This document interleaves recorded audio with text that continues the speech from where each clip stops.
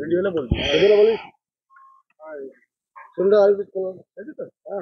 দাদা, অপারেশন সিঁদুরের সাফল্যে সেনাবাহিনীকে অভিনন্দন জানিয়ে আজ কলকাতায় মহামিছিল আছে, যেখানে বিজেপির রাজ্য সভাপতি বা কেন্দ্রীয় মন্ত্রী সহ রাজ্যের সব নেতৃত্ব।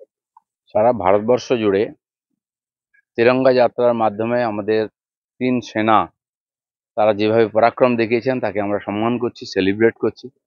আর জেলায় জেলায়ও হচ্ছে। আজকে এখানে ইকো পার্কেও বহু মানুষ এসেছেন যারা তেরঙ্গা নিয়ে রান দিয়েছেন, সাইকেল মিছিল করেছেন।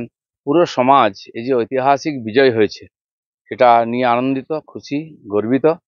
প্রথম দিকে লোকে বুঝতে পারেনি যে কতটা ঘা হয়েছে পাকিস্তানের। ভুল বোঝাবুঝি হয়েছিল, আমরাও একটু হতাশ হয়েছিলাম যে হঠাৎ কোনো যুদ্ধ বন্ধ হয়ে গেল। কিন্তু আমরা দেখেছি যে যুদ্ধ বন্ধ করার পেছনে অনেক বড় একটা কারণ আছে। পাকিস্তানের ডিম বাসাতেই ফেটে গেছে। সারা দুনিয়া চিন্তিত, তাই সারা দুনিয়ার অনুরোধে ভারতবর্ষ যুদ্ধ বন্ধ করেছে সাময়িকভাবে।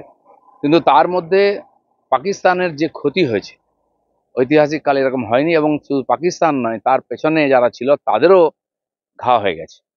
এই যে মার দিয়েছে ভারতবর্ষ, ভারতের বর্তমান আধুনিক ভারতের শক্তি কতটা সারা দুনিয়া দেখেছে। তাই দেখুন, অলরেডি 17টা দেশ ব্রাহ্মস কেনার জন্য অর্ডার দিয়ে দিয়েছে। আর চীনের অস্ত্র কারখানা ধারাম করে পড়ে গেছে, কারণ সবই 2 নম্বরই। সবার মুখোশ খুলে গেছে। ভারত যে পরাক্রম দেখিয়েছে, আমার মনে হয় এরপরে আর পাকিস্তান এরকম দুঃসাহস করবে না, কারণ এই ঘা শুকোতে অনেক সময় লাগবে। আপনি থাকছেন? দেখি, এখনো ঠিক করিনি। আমি মেদিনীপুর জেলাতে থাকবো বলেছি, তার আগে যে সম্ভব হয় যাবো। চাকরিহারা শিক্ষকদের বিকাশ ভবন ঘেরাও অভিযান ঘিরে পূর্ণমা, রাত বাড়তে আন্দোলন চলছে, মার পুলিশে কোনো লাঠি, রক্তাক্ত চাকরিহারা শিক্ষকদেরকে এক প্রকার জলে ফেলে দেওয়া হয়েছে।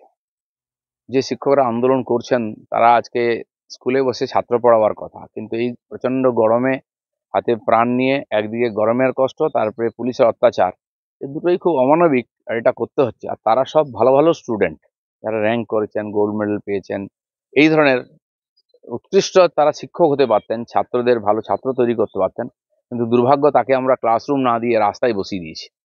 কিন্তু আন্দোলন তো চলবেই অধিকারের জন্য, ভবিষ্যৎ অন্ধকার হয়ে গেছে। সরকার এক এক রকম কথা বলছে, কোনো কংক্রিট ডিসিশন নিতে পারছে না, কোনো সিদ্ধান্ত নির্ণয় নিয়ে তাদের ভবিষ্যৎকে সুরক্ষিত করতে পারছে না, তারা বিশ্বাস করতে পারছেন না। তাই তাদেরকে বাধ্য হয়ে আর রাস্তায় নামতে হচ্ছে। পুরা আমরা সবাই নৈতিকভাবে তাদের সঙ্গেই আছি।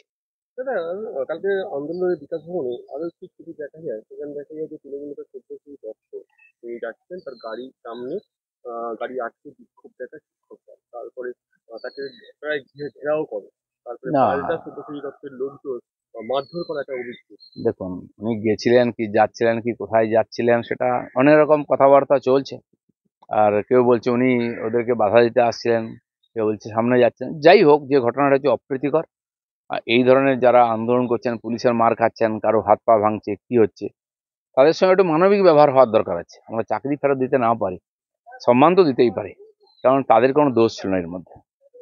মুর্শিদাবাদে কেন্দ্রীয় বাহিনী মোতায়েন থাকছে, জেলায় পুলিশের সংখ্যা কম, পর্যাপ্ত পুলিশ থাকলে পরিস্থিতি নিয়ন্ত্রণ আনা যাবে না, পর্যবেক্ষণ হাইকোর্টে। ঠিক আছে, আদালত যেটা দেখেছেন, পর্যবেক্ষণে সেটা বলেছেন, সরকারের দায়িত্ব সেই কথাটা মেনে সেখানে শান্তি স্থাপিত করা। দাদা, ধন্যবাদ। জন বার্লা বিজেপির বড় নেতৃত্ব, তিনি তৃণমূলে জয়েন করবেন। অনেকদিন ধরে শুনছিলাম চলে যাবেন চলে যাবেন। এত বড় নেতৃত্ব কেন ছেড়ে চলে যাচ্ছে, এটা পার্টিকেও ভাবতে হবে। কারণ কি, চিন্তার বিষয়, যে লোকটা এসেছিল তার ট্রেড ইউনিয়ন আছে, তাতে বিজেপি লাভও পেয়েছিল, তাকেও সম্মান দিয়েছি, মন্ত্রী করেছি। কিন্তু যে কোনো কারণে চলে গেছেন, তাতে রাজনীতিক তো ক্ষতি হবে, তারও পিছনে লোক আছে। এবং এই ধরনের ঘটনা ঘটাটা চিন্তার বিষয় আছে, পর্যালোচনা হবে এই বিষয়ে নিশ্চয়ই।